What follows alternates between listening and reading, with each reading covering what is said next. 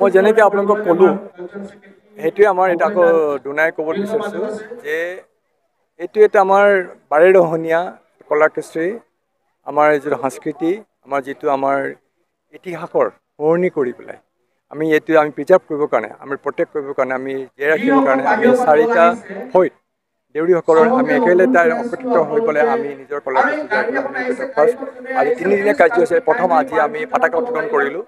পতাকা উত্তোলন কৰি পেলাই এতিয়া আমাৰ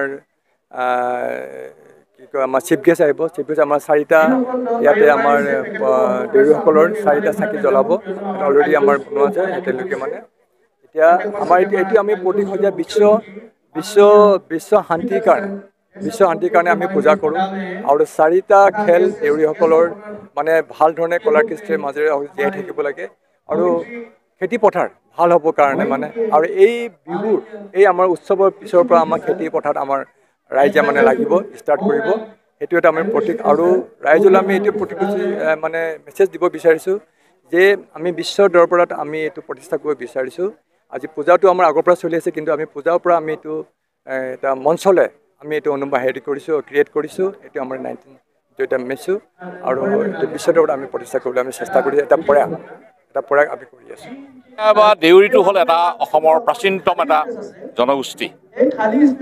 এই জনগোষ্ঠীটোৰ নিজস্ব এটা স্বকীয় কৃষ্টি সংস্কৃতি আছে, যিখিনি মানে আমি অতীজৰ পৰা আমি ৰাখি আহিছোঁ। এই কৃষ্টি সংস্কৃতি আমাৰ এই অঞ্চলতে এই শদিয়াৰ উত্তৰ ফাললৈ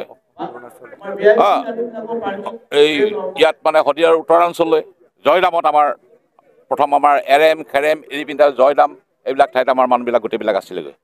তেতিয়া অসম অৰুণাচল বুলি কোনো ভাগ নাছিলে। তেতিয়া আমাৰ মানুহবিলাক ইয়াতে আছিলে গোটেইবিলাক। তাৰপৰা ইয়াত বিশেষ কিছু কাৰণত ভটিয়াই গুচি গ'লগৈ, তাৰপৰা কিছুমান থাকি গ'লগৈ। তাৰ যিখিনি থাকি গ'ল সেইখিনি এতিয়া ইয়াত জয়দামত এইখিনি ইয়াত আমাৰ মহাদেৱপুৰ বা ইয়াৰ আশে পাশে যিখিনি মানুহ আছে এইবিলাকেই। এটা কথা হ'ল কি, আমি এই আমাৰ ভাষা কৃষ্টি যিবিলাক আছে এইবিলাক আমাৰ লাহে লাহে হেৰাই যাব লৈছে। গতিকে হেৰাই যোৱা বস্তুটো আমি কেনেকৈ ধৰি ৰাখিম?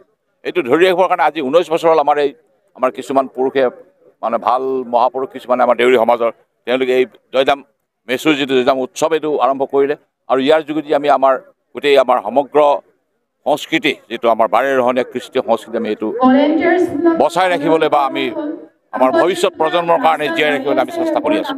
ধন্যবাদ।